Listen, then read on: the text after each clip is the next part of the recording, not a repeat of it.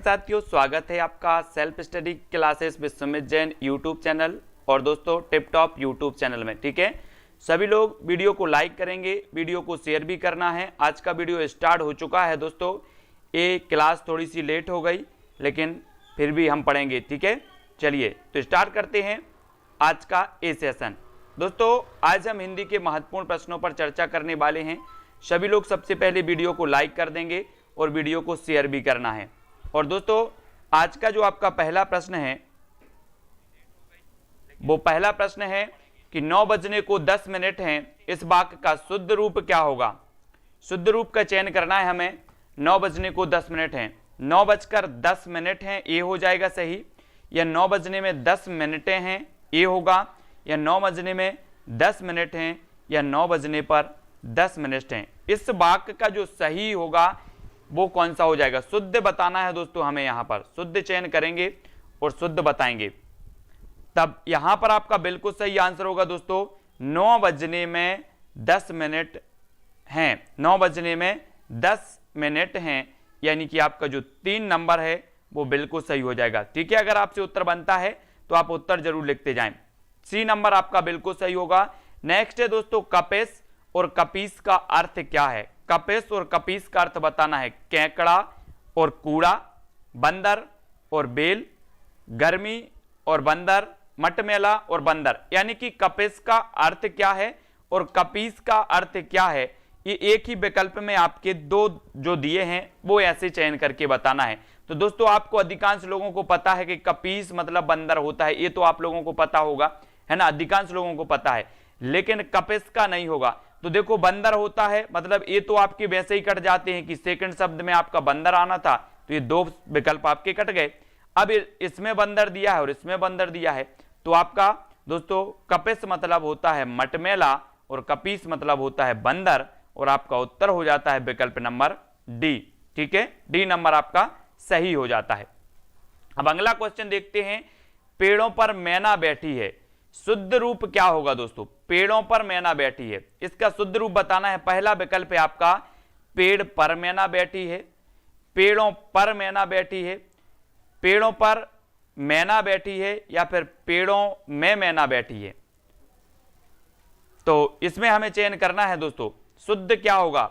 आपका प्रश्न है पेड़ों पर मैना बैठी है, और आपका जो सही हो जाएगा इसका वो क्या हो जाएगा, प्रश्न क्रमांक 3 का पेड़ पर मैना बैठी है। मैना एक मैना है और मैना एक ही पेड़ पर बैठेगी, ना कि पेड़ों पर। तो आपका क्या हो जाएगा, एक वचन में है दोस्तों, पेड़ पर मैना बैठी है, यानी ए नंबर आपका बिल्कुल सही हो जाएगा। ठीक है, ए नंबर पेड़ पर मैना बैठी है। अगला है दोस्तों छंद का नाम हमें बताना है, कौन सा छंद है। इसको थोड़ा सा और छोटा कर लेते हैं, है ना, ए।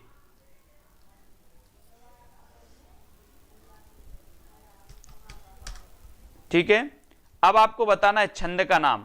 ये है आपके को पापे पंचत्व प्राप्त सुनी जमग्न धावत, बनी बनी बाबन वीर बढ़त चौचंद मचावत, पेतकिताकी लोत त्रिपथगा के तट लावत, 9 विधे 11 होत 3 5 ही बिसरावत।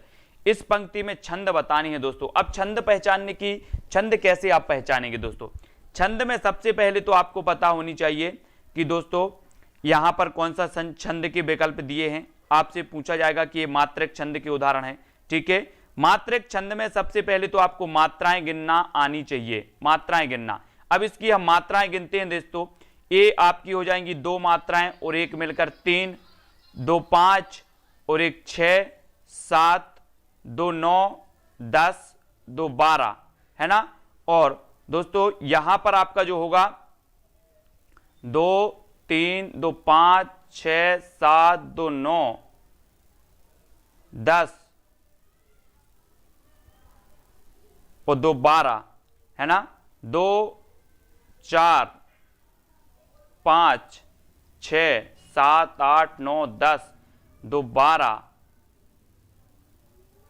13 14। तो ये अलग टाइप का है दोस्तों, और यहां पर रोला छंद हो जाएगा, है ना, रोला छंद हो जाएगा। ए नंबर आपका सही हो जाएगा। ठीक है, ए नंबर।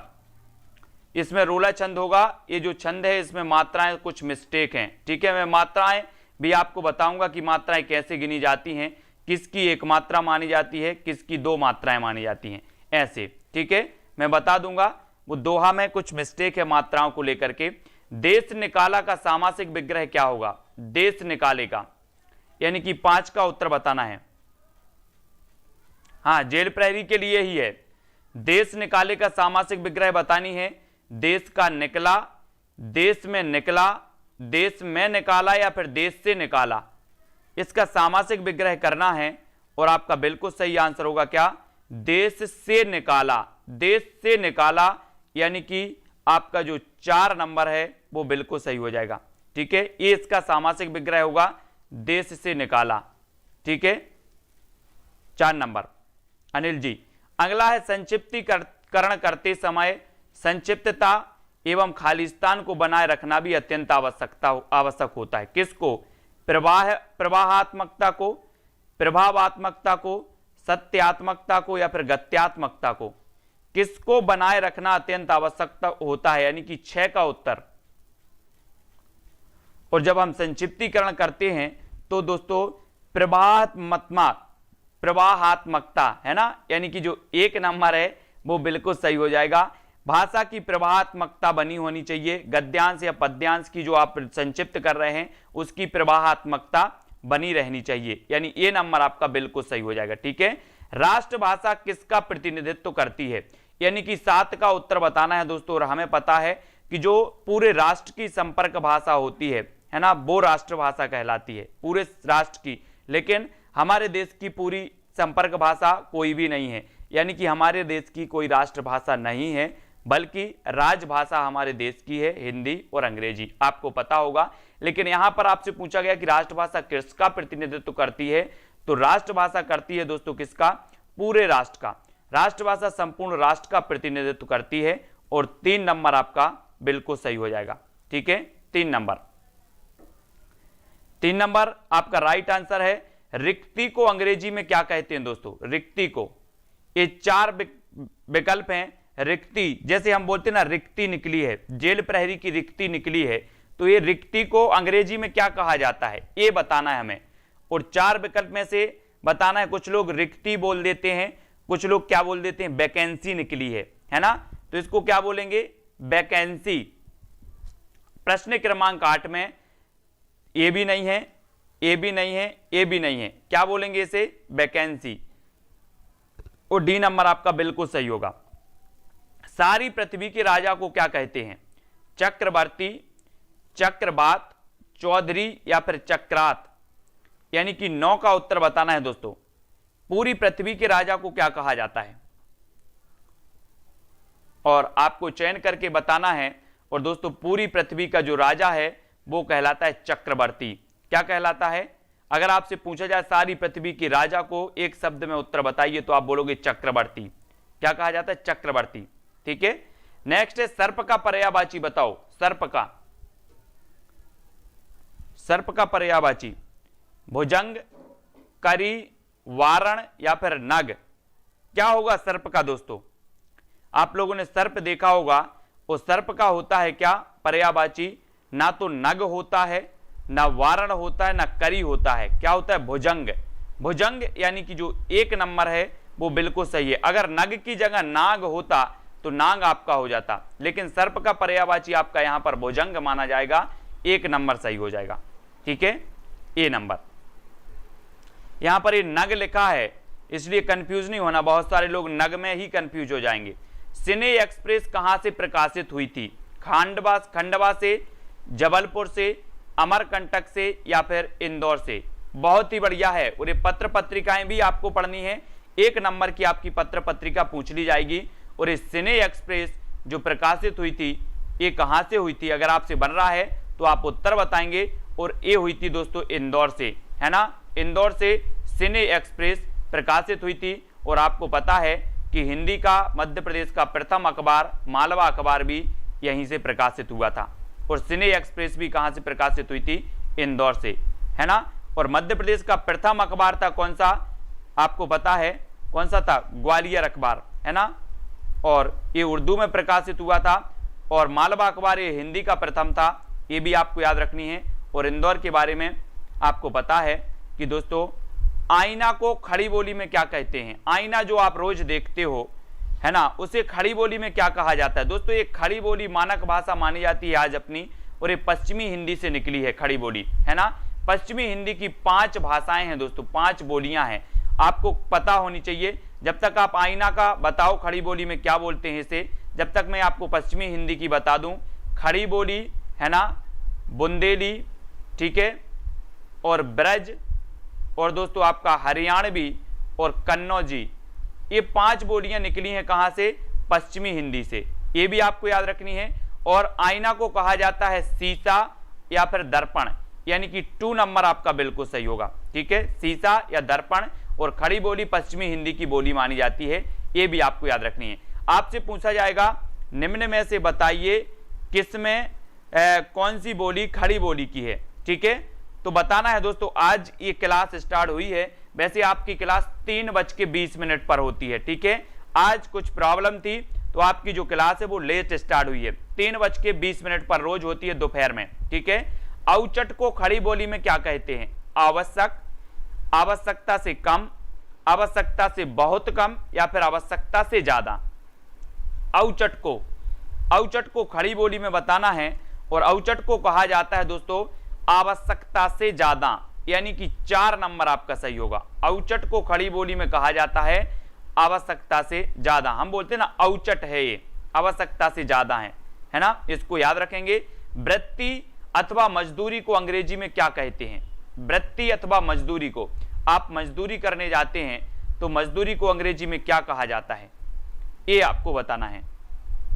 और 4 विकल्प हैं दोस्तों, 4 में है ना आपका सही आंसर क्या होगा, वृत्ति अथवा मजदूरी को अंग्रेजी में क्या कहते हैं, तो आपका बिल्कुल सही आंसर होगा क्या, वेज, यानी कि जो आपका 1 नंबर है वो बिल्कुल सही हो जाएगा, ठीक है, 1 नंबर आपका बिल्कुल सही होगा। और दोस्तों मजदूरी और प्रेम सरदार पूर्ण सिंह की रचना है। एक मजदूरी से याद आ गया कि मजदूरी और प्रेम सरदार पूर्ण सिंह की एक रचना है। मैंने आपको ट्रिक से याद करवाई थी कि मजदूरी, ना ही किसी को पूर्ण मजदूरी मिली और ना ही किसी को पूर्ण प्रेम मिलता है, तो मजदूरी और प्रेम जो रचना हो जाएगी वो क्या हो जाएगी, किसकी हो जाएगी दोस्तों, पूर्ण सिंह की, पूर्ण सिंह की हो जाएगी। वह देर में सोकर उठता है, इस वाक्य का शुद्ध रूप क्या होगा। दोस्तों एक प्रश्न आपका रचनाओं से भी आएगा, तो रचनाएं भी आपको याद करनी है, ठीक है। वह देर में सोकर उठता है, इसका शुद्ध रूप बताना है। वह देर सोकर उठता है, तो ये तो वैसे ही आपका गलत हो जाता है। वह देर से सोता है, इसमें आपका वैसे ही ये पूर्ण वाक्य नहीं हो रहा है। वह देर से सोकर उठता है या फिर वह सोकर उठता है, कौन सा होगा दोस्तों। 4 विकल्प हैं आपके, यहां पर आया है आपका मैं, देर में, और यहां पर आ गया है से, यानी कि आपका 15 का सी नंबर, वह देर से सोकर उठता है, ठीक है। हिंदी में आप जितनी प्रैक्टिस करोगे उतनी आपकी हिंदी में पकड़ होगी, ठीक है, जितनी ज्यादा प्रैक्टिस करोगे। तो आपको प्रैक्टिस करने की जरूरत है। बच्चे बूढ़े किस शब्द युग्म के अंतर्गत आते हैं दोस्तों, बच्चे बूढ़े, सार्थक, निरर्थक, विलोम युग्म, पर्याय युग्म, निरर्थक, निरर्थक, तो कौन से युग्म के अंतर्गत आएंगे बच्चे बूढ़े, बच्चे और बूढ़े।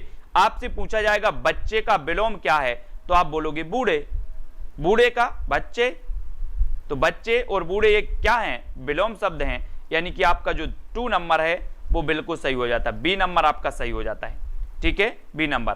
नेक्स्ट है दोस्तों, रस का नाम बताना है। बिंद के बासी उदासी तपोव्रत धारी, महाबिनु नारी दुखारे, गोतमती ये तरी तुलसी, सो कथा सुने बेमुनि वृंद सुखारे, हैं से ला सब चंद्रमुखी, पर से पद मंजुल कंज तिहारे, किन भली रघुनायक जू करुणा करके करुणा करी कानन को पगुधारे।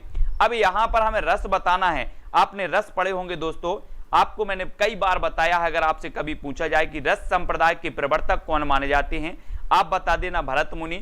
सबसे प्राचीन संप्रदाय कौन माना जाता है, तो रस संप्रदाय माना जाता है।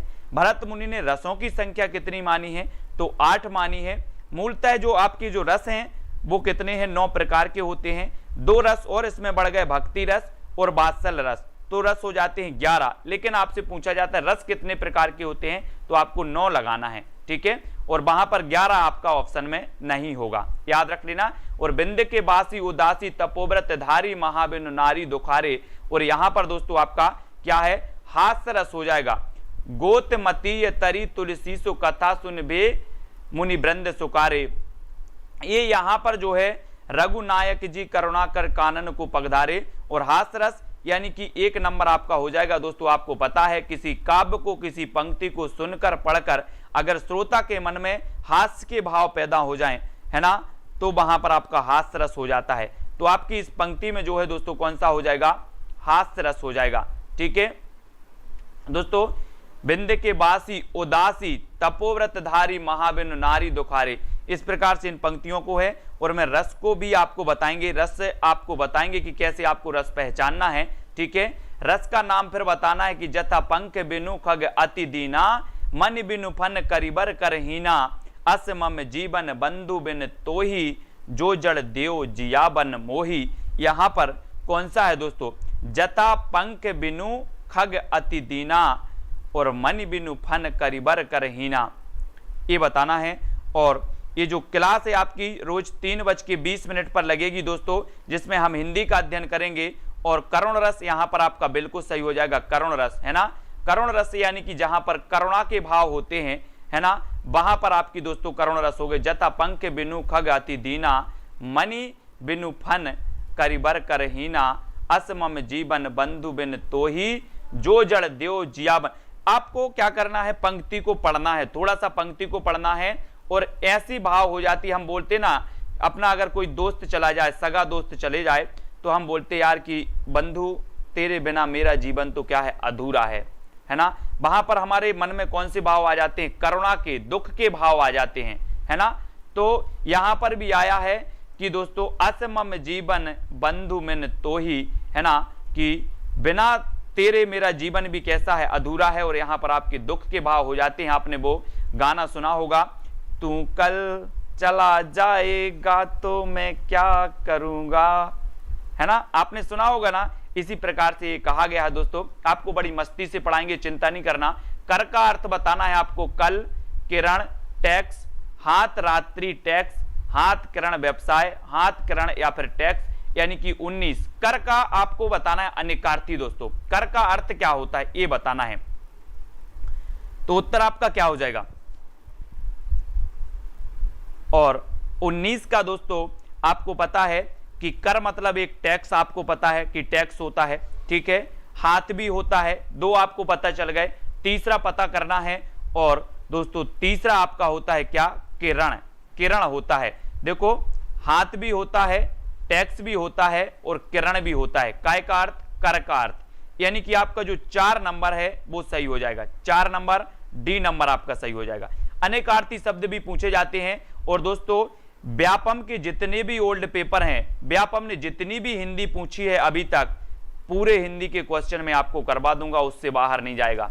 आदि का अर्थ बताना है आपको, दूसरा, आखिरी, प्रथम, इनमें से कोई नहीं। जितनी परीक्षा में जितनी भी हिंदी व्यापम द्वारा पूछी गई, जितने भी क्वेश्चन पूछे गए, सारे क्वेश्चन इस सीरीज में आपको मिलेंगे। 3:20 वाली, ये मिस आपको नहीं करना है बस। और आदि का जो अर्थ है दोस्तों वो क्या हो जाएगा, आदि मतलब क्या होता है, आदि मतलब होता है दोस्तों क्या, ना तो दूसरा होता है, ना आखिरी होता है, ना इनमें से कोई नहीं, यानी कि प्रथम होता है। क्या होता है, प्रथम। हम बोलते ना आदि मतलब दोस्तों प्रारंभ से ही, तो प्रथम होता है। और हिंदी में एक काल का नाम है आदिकाल, हिंदी में एक काल का नाम है आदिकाल। आदिकाल मतलब होता है प्रथम काल, और वो प्रथम काल ही है, ठीक है। आदि अंत किस युग्म के अंतर्गत आते हैं, आदि और अंत। तो आदि का हमने पढ़ लिया, आदि मतलब प्रथम और अंत मतलब आखिरी। तो ये क्या हो जाएंगे, अगर मैं बोलूं आपसे कि आदि का विलोम क्या है, तो आप बोलोगे अंत, है ना। किसी चीज का आदि होता है, प्रारंभ होता है, किसी चीज का अंत भी होता है। तो आप इसका सही हो जाएगा कि आदि और अंत एक दूसरे के क्या है, विलोम है। तो आपका जो विलोम युग्म है यानी कि 2 नंबर आपका बिल्कुल सही हो जाता है, 2 नंबर विलोम युग्म, ठीक है, इसको याद रखेंगे। अब दोस्तों अगला है, राजभाषा उस भाषा को कहते हैं जिस भाषा के द्वारा किसी राज्य के प्रशासनिक कार्यों को संपन्न किया जाता है। किसी देश के विद्यालयों के प्रशासनिक कार्यों को संपन्न किया जाता है, किसी देश में व्यापार किया जाता है, या किसी देश की जनता द्वारा अपना विचार विनिमय किया जाता है। मैं आपको बता दूं दोस्तों कि जो हिंदी को राजभाषा बनाया गया है ना, वो बनाया गया अनुच्छेद 343 के तहत। ठीक है, अनुच्छेद 343 से लेकर के अनुच्छेद 351 तक आपका राजभाषा से भाषा से संबंधित प्रावधान संविधान में है। कौन से अनुच्छेद से? 343 से 351 तक। ठीक है, ये चीज याद रखनी है। हिंदी हमारी राजभाषा है। 14 सितंबर को हम हिंदी दिवस मनाते हैं, ये चीज है। हिंदी देवनागरी लिपि में लिखी जाती है, ये चीज भी आपको याद रखनी है। और राजभाषा किसे कहते हैं दोस्तों? राजभाषा कहते हैं जो सरकारी कामकाज में प्रयुक्त होती है, ऐसी भाषा को कहते हैं राजभाषा। यहां पर ऑप्शन देख लो, किसी राज्य के प्रशासनिक कार्यों को संपन्न किया जाता है, ऐसी भाषा कहलाती है आपकी राजभाषा। यानी कि आपका जो ए नंबर है वो बिल्कुल सही है। राजभाषा और राष्ट्रभाषा में यही अंतर है कि राजभाषा यानी कि प्रशासनिक कार्यों को संपन्न किया जाता है और राष्ट्रभाषा यानी कि संपर्क भाषा होती है। ठीक है, इसको याद रखेंगे। और दोस्तों आपको पता है कि 8वीं जो अनुसूची है संविधान की, वो आपकी काय से संबंधित है? भाषाओं से संबंधित है, यानी कि भाषाओं को रखा गया है इसमें। ठीक है, तो ऐसे आपको याद रखना है। और आपको साहित्य गुंजन नामक साहित्यिक पत्रिका कहां से प्रकाशित हुई थी? रोहित जी, काय की ट्रैक बताना है। सीएम मतलब साहित्य गुंजन नामक साहित्यिक पत्रिका कहां से प्रकाशित हुई थी? इस साहित्य गुंजन बताना है। और साहित्य गुंजन हुई थी दोस्तों कहां से? इंदौर से। कहां से हुई थी? इंदौर। इंदौर यानी कि 4 नंबर। इन पत्रिकाओं को आपको याद रखना है। ये पत्रिकाओं से एक क्वेश्चन आपका आएगा, है ना। एक क्वेश्चन पत्रिका से आएगा, एक क्वेश्चन रचनाओं से भी आपका आएगा, तो इनको भी याद रखना है ना। और 4 मासों का समूह समस्त पद होगा तो कहां होगा?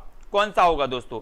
4 मास, चौराहा, चौमासा या फिर 4 रास्ता?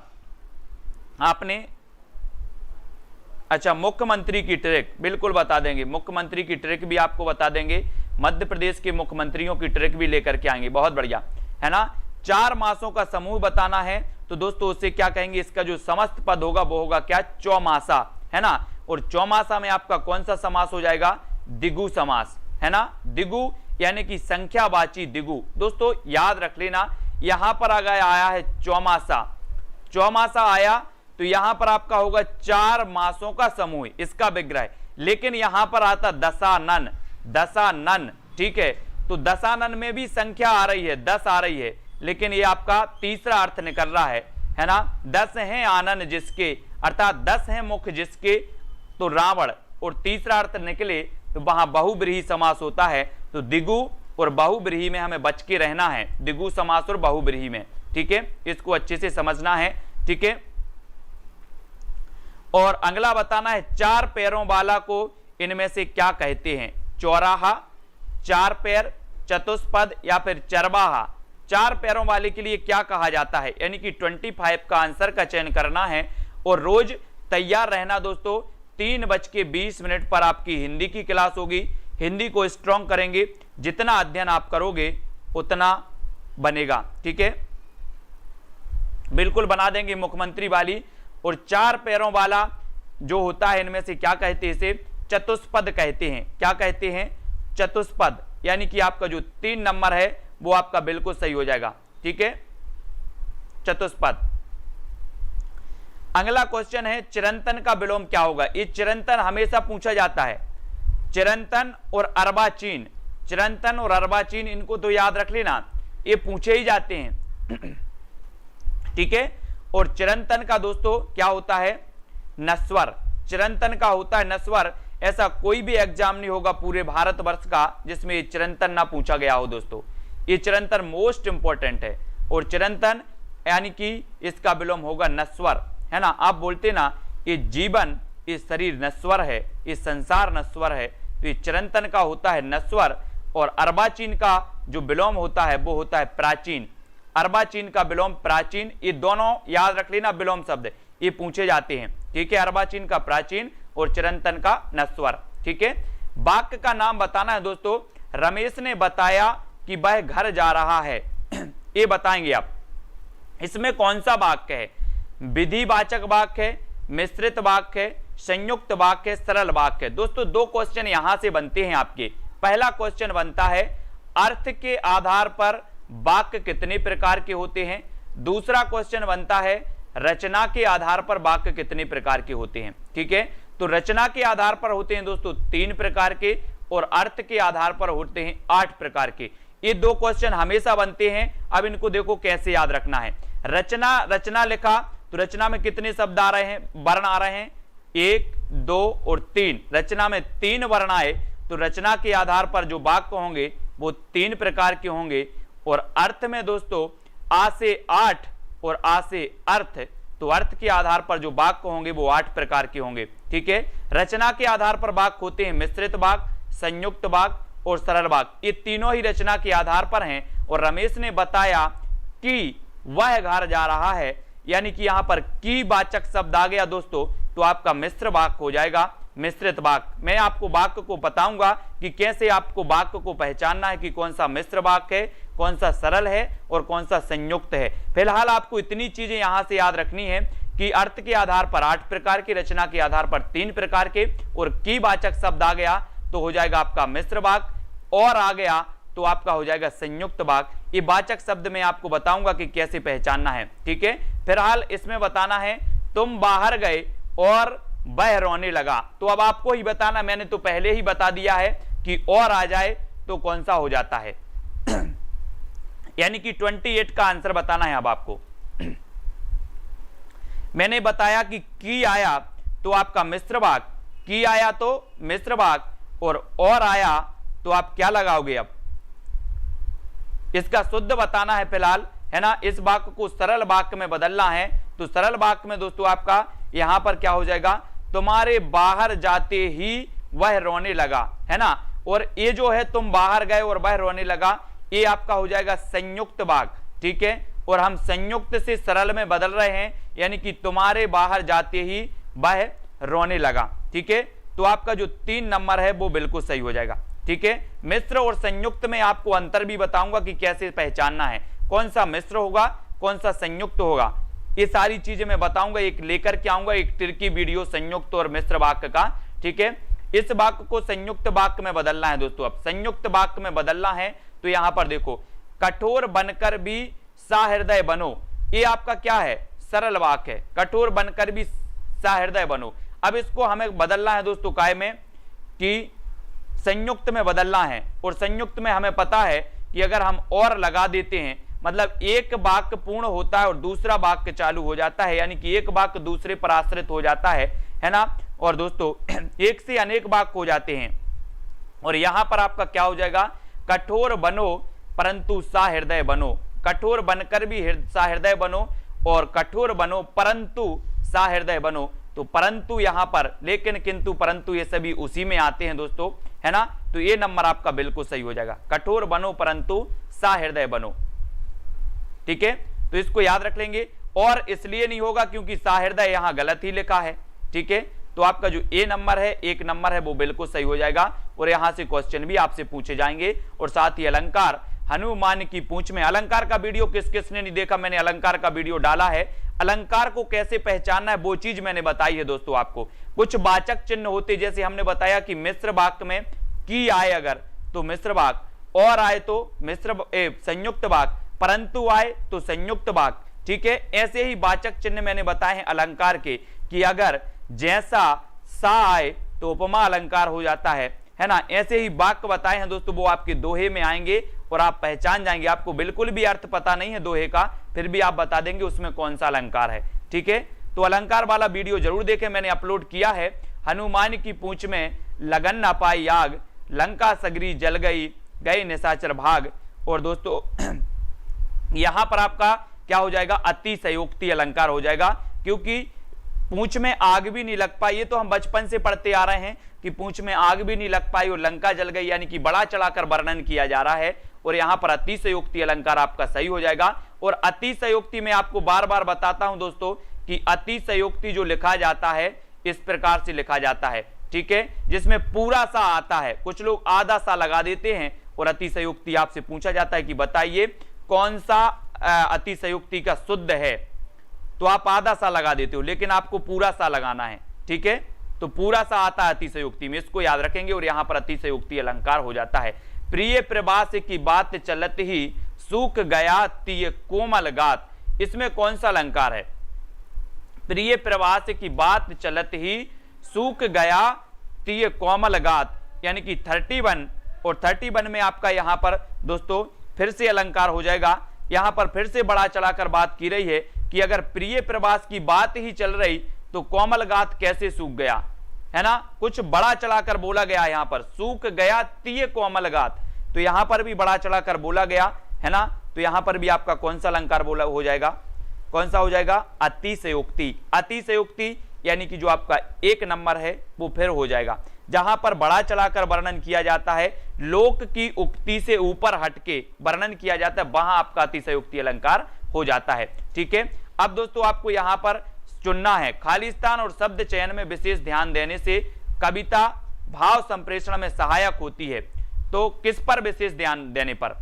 खाली स्थान और शब्द चयन में, तो सर्वनाम और शब्द चयन में, अलंकारों के सार्थक प्रयोग और शब्द चयन में, संज्ञा के सार्थक प्रयोग में, या फिर दोस्तों विशेषण। तो यहां पर आपका सही आंसर होगा कि अलंकारों के सार्थक प्रयोग और शब्द चयन में विशेष ध्यान देने से कविता का भाव संप्रेषण में क्या होती है? सहायता होती है। ठीक है, तो ये आपका यहां पर हो जाएगा दोस्तों अलंकारों के सार्थक प्रयोग से, यानी कि 2 नंबर आपका सही हो जाएगा। ठीक है, बी नंबर। अगला आपको सही विकल्प बताना है। रस खालिस्तान ब्रह्मा है, विचार स्वरूप ब्रह्मा है, मूर्त स्वरूप ब्रह्मा है, आनंद स्वरूप ब्रह्मा है, या फिर आहार स्वरूप ब्रह्मा है। सबसे पहले तो आपको रस की परिभाषा आनंद आनी चाहिए। किसी पंक्ति को, किसी नाटक को देखकर सुनकर दोस्तों श्रोता के मन में जो आनंद की अनुभूति होती है उसे रस कहा जाता है। रसों की संख्या 9 मानी जाती है। ठीक है, और रस क्या है? आनंद स्वरूप ब्रह्मा है कि मूर्त स्वरूप ब्रह्मा है? अब क्या बोलोगे इसे, है ना? रस मतलब आनंद की अनुभूति, है ना, और आनंद की अनुभूति यानी कि जो हो जाएगा आपका 3 नंबर जो हो जाएगा वो सही हो जाएगा। आनंद स्वरूप ब्रह्मा है, रस क्या है? आनंद स्वरूप ब्रह्मा, यानी 3 नंबर आपका सही हो जाएगा। ठीक है, इसको याद रखेंगे। और दोस्तों ऐसे भी हम कहते हैं कि किसी दृश्य को देखकर हमारे मन में विभिन्न प्रकार के भाव जागृत होते हैं। करुणा के भाव जागृत होते हैं, है ना, और हंसी के भाव जागृत होते हैं, और दोस्तों आपके क्या होते हैं? विभिन्न प्रकार के जो भाव जागृत, स्थायी भाव जो हमारे मन में उत्पन्न होते हैं, है ना, उसके कारण दोस्तों रस की निष्पत्ति हो जाती है। भाव दशा के कारण वचन में आए परिवर्तन को क्या कहते हैं? भाव दशा के कारण वाचक उद्दीपन, वाचक अनुभाव, वाचक विभव, या फिर वाचक आलंबन। और ये दोस्तों यहां पर बिल्कुल सही आंसर हो जाता है वाचक अनुभाव। वाचक अनुभाव कहते हैं भाव दशा के कारण वचन में आए परिवर्तन को क्या कहते हैं? वाचक अनुभाव कहते हैं, यानी कि 2 नंबर आपका बिल्कुल सही हो जाता है। ठीक है, 2 नंबर। अगला आपको बताना है दोस्तों, काव्य कविता या पद्य साहित्य की वह विधा जिसमें किसी कहानी या फिर मनोभाव को खाली स्थान से किसी भाषा के द्वारा अभिव्यक्त किया जाता है, उसे क्या कहते हैं? कलात्मक रूप कहते हैं, रागात्मक रूप कहते हैं, संगीतात्मक रूप कहते हैं, या फिर गीतात्मक रूप कहते हैं। काव्य कविता या पद्य साहित्य की वह विधा जिसमें किसी कहानी या मनोभाव को खाली स्थान से किसी भाषा के द्वारा अभिव्यक्त किया जाता है, उसे कहा जाता है कलात्मक रूप। क्या कहा जाता है? कलात्मक रूप कहा जाता है।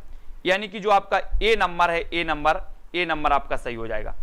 ठीक है, ए। और अगला क्वेश्चन है दोस्तों, पल्लवन में सूत्र वाक्य विचार या भाव को खाली स्थान कहते हैं। क्या कहते हैं? मात्रा विस्तार दिया जाता है, मात्र विस्तार दिया जाता है, या फिर मात्र विस्तार नहीं दिया जाता, या मात्र विस्तार आ जाता है। दोस्तों आपको पता है कि पल्लवन में सूत्र वाक्य विचार या भाव को क्या किया जाता है? विस्तार दिया जाता है। तो मात्र विस्तार दिया जाता है, यानी 2 नंबर आपका सही हो जाएगा। ठीक है, संक्षिप्तीकरण, है ना। और दोस्तों जो पल्लवन होता है ना, वाक्य को पल्लवित करते, जैसे आपको एक पंक्ति दी जाती है, पद्यांश दिया जाता है, आप बोलते हैं कि आप इसकी व्याख्या करो, तो आप अपने शब्दों में उसके भाव पल्लवित मतलब वो करते हैं, अपने अनुसार व्याख्या करते हैं। ऐसे ही भाव पल्लवित होता है। पल्लवन आपने पढ़ा होगा हिंदी में, है ना, तो मात्र इसमें क्या किया जाता है, विस्तार किया जाता है। उसका जो मूल भाव होता है वो नहीं किया जाता, उसका विस्तार कर दिया जाता है। वही चीज जो उस पद्यांश में दी है वही हम अपने शब्दों में लिख देते हैं, उसका जो मूल भाव है उसको हटने नहीं देते, है ना, वो कहलाता है। इसको याद रखेंगे, है ना। और दोस्तों पल्लवन सामंतय खालिस्तान में किया जाता है तो वो किया जाता है गद्य भाषा में। गद्य भाषा यानी 3 नंबर आपका सही हो जाएगा, 3 नंबर, ठीक है।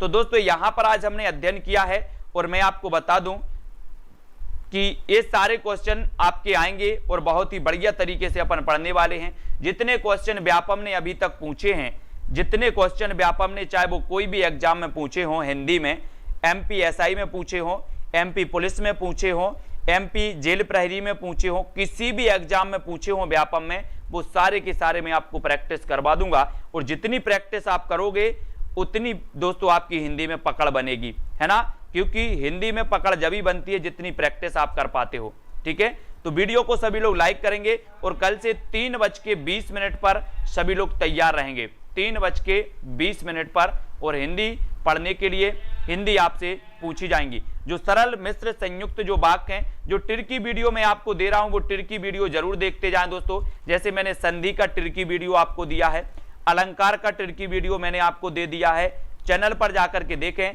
है ना। और दोस्तों रस और समास का टिर्की वीडियो भी आएगा, सरल संयुक्त वाक्य का टिर्की वीडियो भी आएगा, ठीक है। ये टिर्की जो वीडियो आ रहे हैं वो जरूर देखें। संधि नहीं बनती आपसे, बिल्कुल मत पढ़ो, एक वीडियो देखना है 14 मिनट का मात्र, उससे आप पूरी संधि क्या होगा पढ़ लोगे, संधि आप समझ जाओगे, तो आपको ज्यादा परेशान होने की जरूरत नहीं है। अलंकार नहीं बनता, छंद नहीं बनता, छंद कैसे पढ़ोगे वो चीज भी मैं आपको बता दूंगा, ठीक है। तो सभी लोग वीडियो को लाइक जरूर करेंगे और वीडियो को शेयर भी आपको करना है। और रोज 3:20 पर दोस्तों टिपटॉप यूट्यूब चैनल लाया है आपके लिए हिंदी की क्लास, और हिंदी में जितने भी आपके ओल्ड पेपर में पूछे गए प्रश्न हैं उन प्रश्नों पर चर्चा करेंगे, उसमें डिस्कशन करेंगे, उनको सॉल्व करेंगे, ठीक है। तो आपकी हिंदी में स्वतः ही पकड़ बन जाएगी। सभी लोग वीडियो को लाइक करेंगे। और रात्रि 11 बजे जीके का डोज होता है दोस्तों, और रात्रि 8 बजे फिर मैं प्रैक्टिस करवाता हूं self study classes Vishwamit Jain YouTube channel पर। हिंदी की फिर से प्रैक्टिस करते हैं हम कितने बजे, रात्रि 8 बजे सेल्फ स्टडी क्लासेस में, ठीक है। और 3:20 पर हम प्रैक्टिस करेंगे दोस्तों आपके यहां पर टिपटॉप में, और रात्रि 11 बजे टिपटॉप में अपन जीके को लेकर के आते हैं, ठीक है। तो याद रख लेना है, मैं जबलपुर में शिवनगर, पूजा पटेल जी, ठीक है, नितेश जी, नितेश साहू जी, ठीक है। तो सभी लोग वीडियो को लाइक जरूर करेंगे, के जी, राधिका जी, और शेयर आपको जरूर करना है। और हिंदी आपको दोस्तों बनने लगेगी, कोई बड़ी बात नहीं है। 20 नंबर की आपकी हिंदी आनी है, और 20 में से हमारा टारगेट होना चाहिए कितने नंबर आए, 20 नंबर आए। कितने नंबर, 20 नंबर, ठीक है। और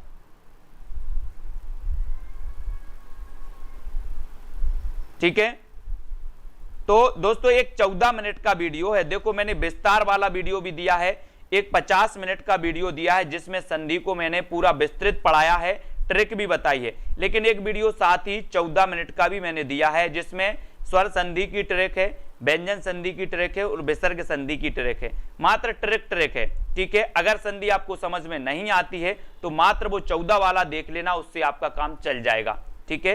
तो 14 मिनट वाला भी है और 50 मिनट वाला भी है, ठीक है। तो पढ़ते रहें। और 100 में से टारगेट आपका होगा कितने का होगा दोस्तों, 100 में से 85 आप याद रख लेना। 100 में से दोस्तों आपका टारगेट होना चाहिए 85 कम से कम, इतना नंबर आपको लाना है। और इसके लिए बहुत सारी क्या पढ़ना पड़ेगी, तैयारी करनी पड़ेगी। और रात्रि में 11 बजे जीके का डोज होता है अपना, जीके का डोज, है ना। रात्रि 11 बजे 1 घंटा चलती है क्लास, और पूरा हम जीके पढ़ते हैं, ट्रिक से पढ़ते हैं, ठीक है। नितेश जी, गजेंद्र जी, पिंटू जी, दिलीप जी, बहुत सारे लोग ऐसे दिख रहे हैं जो रात्रि 11 बजे वाली क्लास में नहीं देखते। तो आज रात्रि 11 बजे सभी लोग आ जाना, वीडियो को लाइक कर देना, शेयर कर देना, ठीक है। तो दोस्तों आज के वीडियो के लिए बस इतना ही।